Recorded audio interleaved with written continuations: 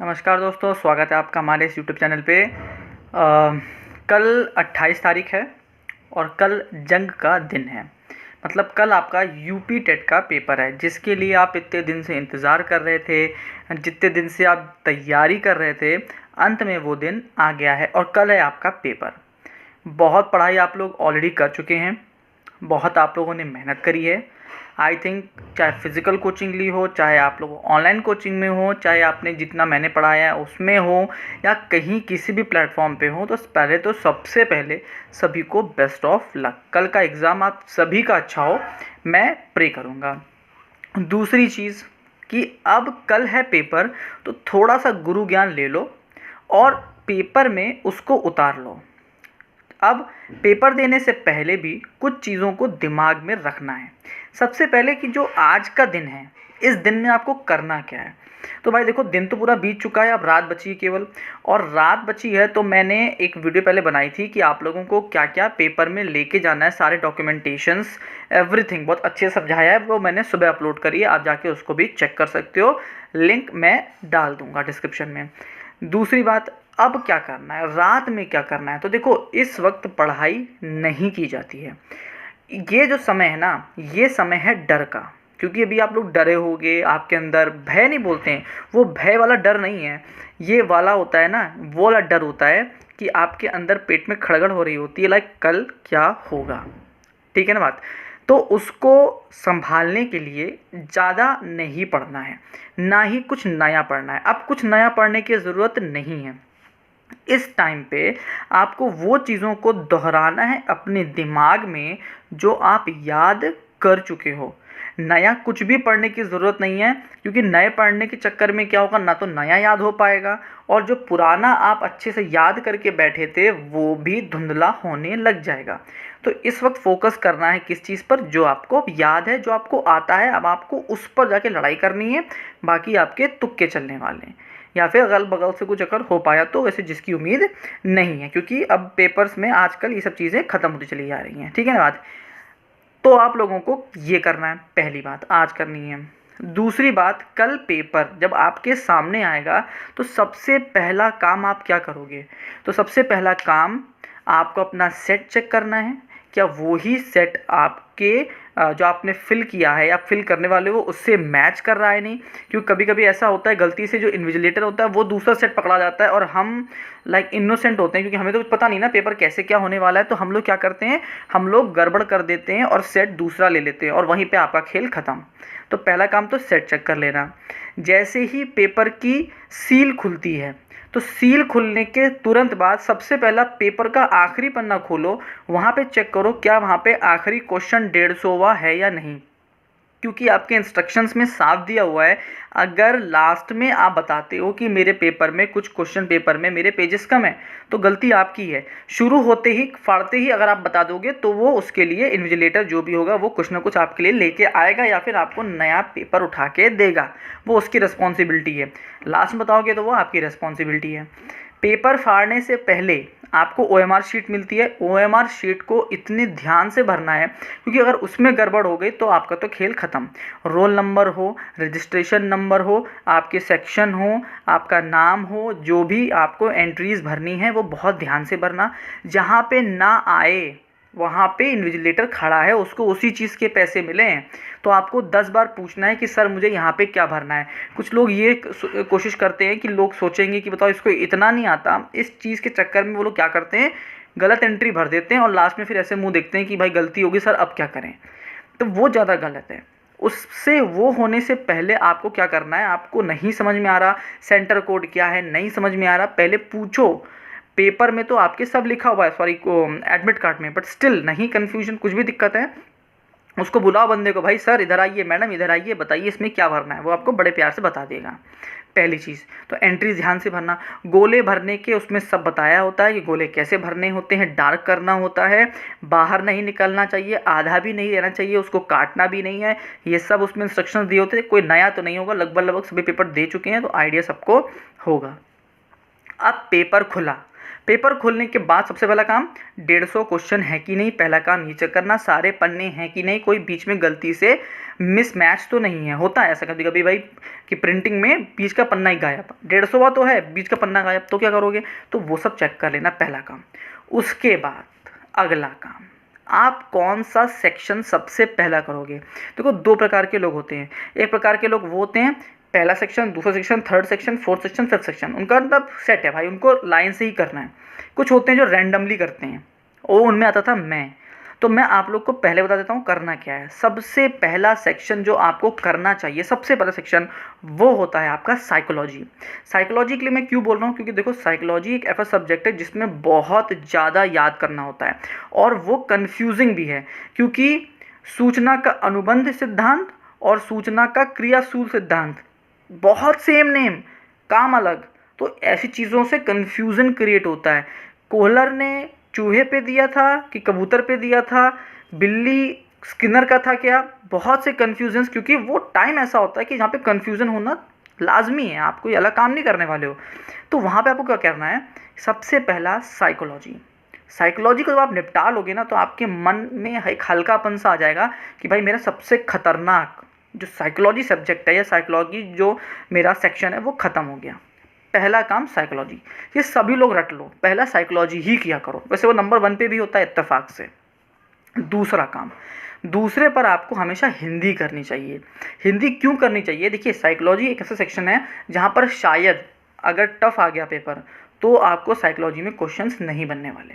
और जब पहले ही सेक्शन में मान लो आप 20 क्वेश्चन नहीं कर पाए, 10 क्वेश्चन आपने गलत कर दिए, छोड़ दिए, या फिर जो भी स्थिति आई, तो आपका जो ये ना लेवल मनोबल का वो ऐसा हो गया है। अब आपको क्या चाहिए, अब आपको चाहिए एक फिर से हाइट। और हिंदी एक सब्जेक्ट ऐसा है जो हमेशा हाइट दे के ही जाता है, कुछ भी हो जाए, सेक्शन जो हिंदी है वो आपको हमेशा नंबर दे के जाता है, कभी लेके नहीं जाता। कितना भी टफ आएगा तो आप 20, 22, 23 नंबर तो हर हाल में करते ही हो। तो दूसरा काम अब आएगा हिंदी का, आपको हिंदी सेक्शन ही अटेम्प्ट करना चाहिए, वो आपके लिए बहुत बेनिफिशियल होने वाला है। दूसरा करिए हिंदी। तीसरा सेक्शन आपको जो करना है वो लैंग्वेज ही उठा लो, क्योंकि लगे हाथ जो दूसरी लैंग्वेज है, या चाहे संस्कृत हो और चाहे वो इंग्लिश हो, वो डेफिनेटली बाकी चीज़ों से आसान आने वाली है, आप उसको उठाइए। किसको, सेक्शन थर्ड में किसको उठाएंगे, सेक्शन थर्ड को ही उठाएंगे। अब बात आती है सेक्शन फोर्थ की और सेक्शन फिफ्थ की। मैं अपना एक्सपीरियंस बता रहा हूँ आप सभी को, मैथ्स को कभी भी लास्ट में मत रखना। ऐसा क्यों कह रहा हूँ, मैथ्स अगर आप मैथ्स करने वाले हो, लाइक आपको मैथ्स आती नहीं है और आप सोचे गए हो कि ये भगवान मैथ्स तो बस मुझे तुक्के मार के आने, तो मैथ्स को आप अटेम्प्ट ऐसे ही करो, कैसे भी अटेम्प्ट करो, लास्ट में करो, बीच में करो, कभी भी करो, कोई मतलब नहीं है उसका। लेकिन अगर आप मैथ्स करने वाले हो, मतलब आपको है कि नहीं मुझे मैथ्स में स्कोर करना है, तो जो फोर्थ सेक्शन होगा वो मैथ्स का ही होगा। क्यों ऐसा होगा, तो ध्यान से सुनो। लास्ट में क्या होता है, हम टाइम मैनेज नहीं कर पाते भाई। देखो गोले भरने में आपको लगता है ना 5 मिनट में गोले भर जाएंगे, ऐसा नहीं है, ये भूल जाओ।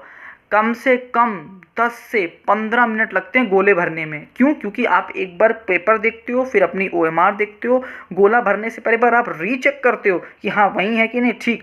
तो ये करने में 150 क्वेश्चन भरने में 10 से 15 मिनट जाते हैं। हमको लगता है कि हम लास्ट के 5 मिनट में भर लेंगे, और जब इन्विजिलेटर आना शुरू कर देता है हम वहीं पर गड़बड़ करते हैं और 2-3 गोले तो ज़बरदस्ती में गलत करते हैं। मैंने भी किया, इसलिए अपना एक्सपीरियंस आपसे शेयर कर रहा हूँ कि मैथमेटिक्स को हमेशा चौथे नंबर पर उठाओ, और ये दिमाग में रखना कि आपको टाइम देना कितना है, ये भी ध्यान रखना है। तो आपने क्या कर लिया है, आपने फोर्थ सेक्शन को मैथमेटिक्स को उठा लिया है, और सबसे अंत में EVS उठाइए। उसके पीछे भी 2 रीज़न है। EVS एक ऐसा सेक्शन है भाई, आता है तो आता है, नहीं आता है तो नहीं आता है, उसमें कोई भी आपके पास इफ बट वाला सवाल ही नहीं है। सीधी सीधी बात है कि अगर आ रहा है तो आ रहा है, और नहीं आ रहा है तो भाई साहब वो नहीं ही आएगा। और वो क्वेश्चन होते हैं 1 वर्ड टाइप के, लाइक आपने पढ़ा, आता है, टिक किया, पढ़ा, आता है, टिक किया। बहुत सोचने का सवाल नहीं है। बाकी सब्जेक्ट में सोचना है, मैथ्स में सोचना है, साइकोलॉजी में तो बहुत सोचना है, हिंदी में भी सोचना है। लाइक संधि का कोई प्रश्न आ गया तो आप पहले सोचोगे इसका नियम क्या था, ओके ये वाली संधि, वो संधि, ये समास, वो आप याद करोगे। बट EVS सेक्शन ऐसा है जिसमें आपको याद नहीं, याद है पढ़ी हुई चीज़ है, फटाक से क्लिक कर दोगे, नहीं पढ़ी है ना तो भाई साहब दिन भर लेके बैठे रहोगे तब भी नहीं कर पाओगे। तो जो EVS है वो सबसे आखिरी में करिएगा। अब एक चीज़ और, इसी बीच में आपने ये तो याद रख लिया कि सबसे पहले हिंदी सबसे पहले साइकोलॉजी करनी है, फिर हिंदी करनी है, फिर जो लैंग्वेज आपने सेकंड ली है वो करनी है, फिर मैथ्स करनी है और लास्ट में आपको ईवीएस करनी है। लेकिन एक चीज़ और आपको ध्यान रखनी है, टाइम मैनेजमेंट।